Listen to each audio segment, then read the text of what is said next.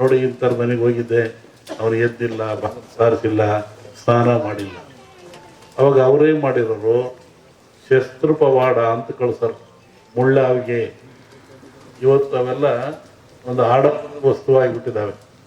ಒಬ್ಬ ಬರೋನು ಗಂಟೆ ಅಲ್ಲಾಡಿಸೋನು ಮನೆ ಮುಂದೆ ಮುಳ್ಳಾವಿಗೆ ಮೇಲೆ ನಿಂತ್ಕೊಳ್ಳೋದು. ಮುಳ್ಳಾವಿಗೆ ಮೇಲೆ ನಿಂತ್ಕೊಂಡ್ರೆ ನೋವು ಯಾರಿಗೆ? ನಿಂತವನಿಗೆ. ಗಂಟೆ ಅಲ್ಲಾಡಿಸ್ ಜನವೆಲ್ಲ ನೋಡ್ತಾ ಇದ್ರು. ಯಾಕೆ ನಿಂತ್ಕೊಂಡಿದ್ದೀರಿ ಸ್ವಾಮಿ, ಏನು ಕೆಲಸ?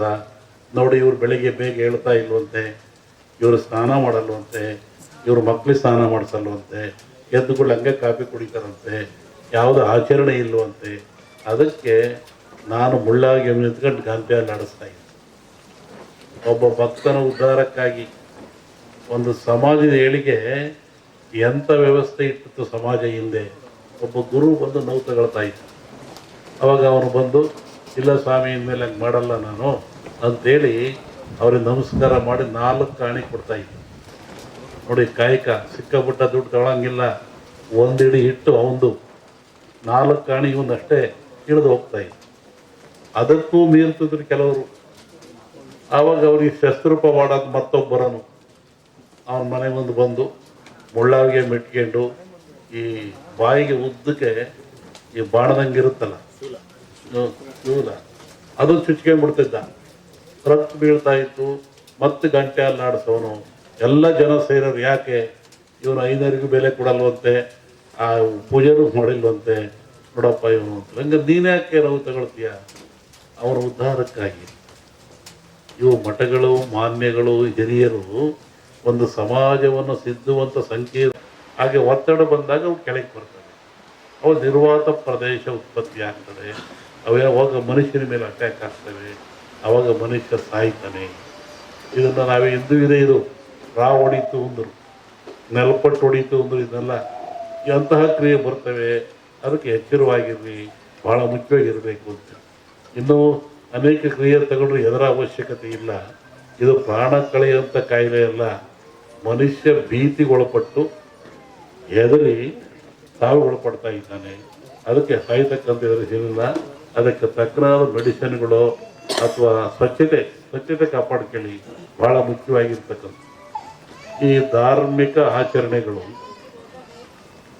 ನೀವು ಒಬ್ಬರನ್ನೊಬ್ಬರು ಕಂಡ್ರೆ ಏನಂತೀರಾ? ಆರೋಗ್ಯವಾಗಿದ್ದೀರಾ ಅಂತ. ನೀವು ಕಾಗದ ಹಂಗಂತ ಬರೀತೀರ, ನಾವು ಆರೋಗ್ಯ, ನಿಮ್ಮ ಆರೋಗ್ಯ. ಏನು ಆರೋಗ್ಯ ಅಂದರೆ ಏನು? ದೇಹದ ಆರೋಗ್ಯವೇ, ಮನಸ್ಸಿನ ಆರೋಗ್ಯವೇ? ಏನು ಆರೋಗ್ಯ? ನೋಡ್ರಿ, ನಮ್ಮ ಜನ ಎಷ್ಟು ಬುದ್ಧಿವಂತರು. ಸನಾತನ ಕಾಲದಿಂದ ಸಹಿತ ಒಂದು ಆರೋಗ್ಯವಾಗಿದ್ದೀರಾ, ಶರಣು, ನಮಸ್ಕಾರ, ಆರೋಗ್ಯವಾಗಿದ್ದೀರಾ ಅಂತ. ಯಾವುದು ಆರೋಗ್ಯ? 6 ಯೋಗ್ಯವಾಗಿದ್ದಾವ. 6 ಯಾವುವು? ಮನುಷ್ಯರ್ತಕ್ಕಂಥ 6 ಯೋಗ್ಯವಾಗಿದ್ದಾವೆ. ಚೆನ್ನಾಗಿಟ್ಕೊಂಡು ಚೆನ್ನಾಗಿರ್ತೀರ ಅಂತ. ಕಾಮ, ಕ್ರೋಧ, ಮೋಹ, ಮದ, ಮತ್ಸರ, ಲೋಭ.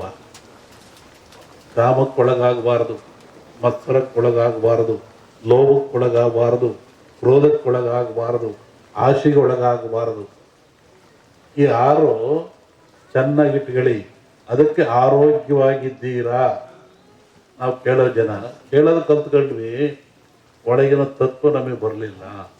ಇವತ್ತು ಹಬ್ಬ ಆಚರಿಸ್ತೀವಿ,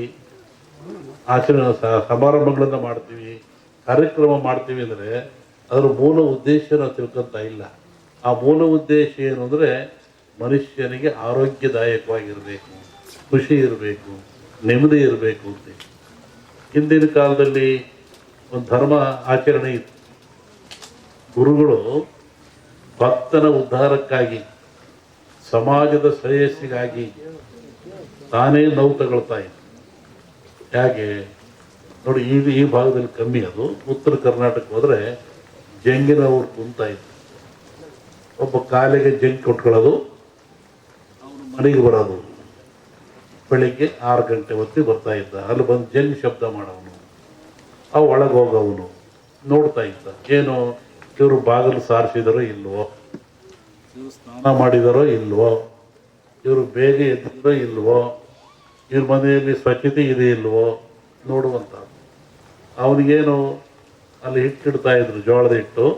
ಒಂದೇ ಇಡಿ ಹಿಟ್ಟು ತಗೊಳ್ಳೋದು, ಜಾಸ್ತಿ ತಗೊಳಂಗಿಲ್ಲ. ಕಾಯಕ ದಾಸೋಹ ಅಂತ. ಒಂದಿಡಿ ಜೋಳದ ಹಿಟ್ಟು ತಗೊಳ್ಳೋದು, ಜೋಳಿಗೆ ಹಾಕಿರೋದು. ಈಗ ಎಲ್ಲಾರ ಮನೆಗೂ ಹೋಗ್ತಾ ಇದ್ದ ಅವನು.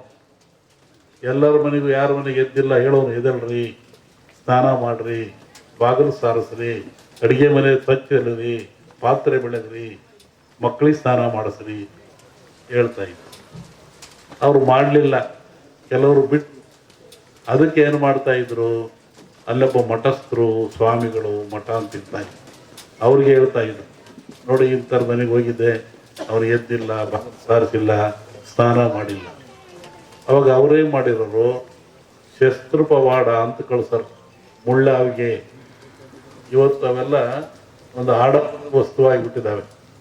ಒಬ್ಬ ಬರೋನು ಗಂಟೆ ಅಲ್ಲಾಡಿಸೋನು ಮನೆ ಮುಂದೆ, ಮುಳ್ಳಾವಿಗೆ ಮೇಲೆ ನಿಂತ್ಕೊಳ್ಳೋನು. ಮುಳ್ಳಾವಿಗೆ ಮೇಲೆ ನಿಂತ್ಕೊಂಡ್ರೆ ನೋವು ಯಾರಿಗೆ? ನಿಂತವನಿಗೆ. ಗಂಟೆ ಅಲ್ಲಾಡಿಸ್ ಜನವೆಲ್ಲ ನೋಡ್ತಾ ಇದ್ರು. ಯಾಕೆ ನಿಂತ್ಕೊಂಡಿದ್ದೀರಿ ಸ್ವಾಮಿ, ಏನು ಕೆಲಸ? ನೋಡಿ, ಇವ್ರು ಬೆಳಿಗ್ಗೆ ಬೇಗ ಹೇಳ್ತಾ ಇಲ್ವಂತೆ, ಇವರು ಸ್ನಾನ ಮಾಡಲ್ವಂತೆ, ಇವ್ರ ಮಕ್ಳಿಗೆ ಸ್ನಾನ ಮಾಡಿಸಲ್ವಂತೆ, ಎದ್ದುಗಳು ಹಂಗೆ ಕಾಫಿ ಕುಡಿತಾರಂತೆ, ಯಾವುದೋ ಆಚರಣೆ ಇಲ್ವಂತೆ. ಅದಕ್ಕೆ ನಾನು ಮುಳ್ಳಾಗಿ ನಿಂತ್ಕೊಂಡು ಗಂಟೆಯಲ್ಲಿ ಆಡಿಸ್ತಾ ಇದ್ದೆ. ಒಬ್ಬ ಭಕ್ತನ ಉದ್ಧಾರಕ್ಕಾಗಿ ಒಂದು ಸಮಾಜದ ಏಳಿಗೆ ಎಂಥ ವ್ಯವಸ್ಥೆ ಇಟ್ಟಿತ್ತು ಸಮಾಜ ಹಿಂದೆ. ಒಬ್ಬ ಗುರು ಬಂದು ನೋವು ತಗೊಳ್ತಾ ಇದ್ದ. ಅವಾಗ ಅವನು ಬಂದು, ಇಲ್ಲ ಸ್ವಾಮಿ, ಇನ್ಮೇಲೆ ಹಂಗೆ ಮಾಡಲ್ಲ ನಾನು ಅಂತೇಳಿ ಅವ್ರಿಗೆ ನಮಸ್ಕಾರ ಮಾಡಿ 4 ಆಣಿ ಕೊಡ್ತಾ ಇದ್ದ. ನೋಡಿ, ಕಾಯಕ ಸಿಕ್ಕಾಪಟ್ಟ ದುಡ್ಡು ತಗೊಳಂಗಿಲ್ಲ. ಒಂದಿಡಿ ಹಿಟ್ಟು ಅವಂದು, 4 ಆಣಿ ಇವನಷ್ಟೇ ಇಳಿದು ಹೋಗ್ತಾ ಇದ್ದ. ಅದಕ್ಕೂ ಮೀರ್ತಿದ್ರು ಕೆಲವರು. ಆವಾಗ ಅವ್ರಿಗೆ ಶಸ್ತ್ರೂಪ ಮಾಡೋದು ಮತ್ತೊಬ್ಬರನು ಅವನ ಮನೆ ಮುಂದೆ ಬಂದು ಮುಳ್ಳಾವಿಗೆ ಮೆಟ್ಕೊಂಡು ಈ ಬಾಯಿಗೆ ಉದ್ದಕ್ಕೆ ಈ ಬಾಣದಂಗೆ ಇರುತ್ತಲ್ಲ ಶೂಲ, ಅದು ಚುಚ್ಕೊಂಡ್ಬಿಡ್ತಿದ್ದ. ರಕ್ತ ಬೀಳ್ತಾ ಇತ್ತು. ಮತ್ತೆ ಗಂಟೆ ಅಲ್ಲಾಡಿಸೋನು. ಎಲ್ಲ ಜನ ಸೇರೋರು, ಯಾಕೆ ಇವನು 5ನರಿಗೂ ಬೆಲೆ ಕೊಡಲ್ವಂತೆ, ಆ ಪೂಜೆನೂ ಮಾಡಿಲ್ವಂತೆ, ನೋಡಪ್ಪ ಇವನು ಅಂತ. ಹಂಗೆ ನೀನು ಯಾಕೆ ನೋವು ತಗೊಳ್ತೀಯ? ಅವರ ಉದ್ಧಾರಕ್ಕಾಗಿ. ಇವು ಮಠಗಳು, ಮಾನ್ಯಗಳು, ಹಿರಿಯರು ಒಂದು ಸಮಾಜವನ್ನು ಸಿದ್ಧುವಂಥ ಸಂಕೀರ್ಣ ಆದರ್ಶ ತತ್ವಗಳು. ಅವನು ನೋವು ತಗೊಳ್ತಿದ್ದ, ಮತ್ತೆ ಅವನು ಕೆಳಗಿಳಿತಾ ಇದ್ದ, 1 ರೂಪಾಯಿ ತಗೊಂಡು ಹೋಗ್ತಾ ಇದ್ದ. ಇಂತಹ ಒಂದು ವ್ಯವಸ್ಥೆ ಈ ಸಮಾಜದಲ್ಲಿ ಇತ್ತು. ಇವತ್ತು ಅದು ಯಾವುದೂ ಇಲ್ಲ. ಇವತ್ತು 5ನರಿಗೆ ಕರಿಯರು, ಸ್ವಾಮಿಯವ್ರಿಗೆ ಕರಿಯರು, ವಾರ ಕರಿಯರು, ಹಬ್ಬಕ್ಕೆ ಕರಿಯರು, ಅಲ್ಲೂ ಇಲ್ಲ. ಈಗ ಹುಟ್ಟಿದಾಗ ಸತ್ತಾಗ 2 ಸತಿ ಕರೀತಾರೆ. ಅದು ಇದೆ ಇಲ್ಲೂ ಗೊತ್ತಿಲ್ಲ. ಆದ್ರೆ ಇವತ್ತು ನಮ್ಮ ಜಗದೀಶು ನೋಡ್ರಿ, ಎಂಥ ಒಂದು ಸಂಪ್ರದಾಯ ಇವ್ರ ಮನೇಲಿ 400 ವರ್ಷಗಳಿಂದ ಒಂದು ದೇವಿಯ ಆರಾಧನೆ ಮಾಡ್ತಾ ಎಲ್ಲ ಭಕ್ತಗಳಿಗೆ ನಾಡಿಗೆ ಸಮೃದ್ಧಿ ಆಗ್ತದೆ, ನಾಡಿಗೆ ಮಳೆ ಬೆಳೆ ಬರ್ತದೆ.